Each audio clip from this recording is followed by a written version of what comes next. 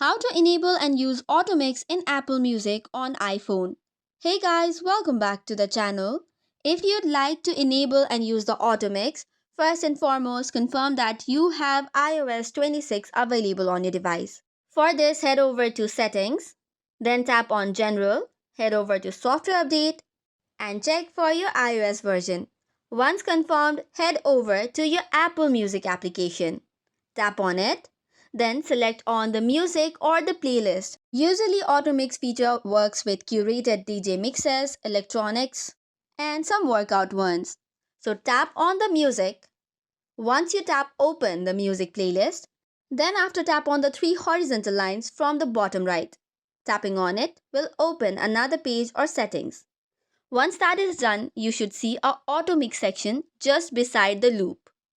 Tap on it and the AutoMix is available and enabled. To turn it off, you just have to tap on it again and it has been disabled. So this is how you can enable and use AutoMix in Apple Music on iPhone. However, not all playlists supports this, so choose the playlist that has AutoMix available. That's it for today's video. For more such contents, do not forget to hit the like and subscribe button. Thank you and keep watching.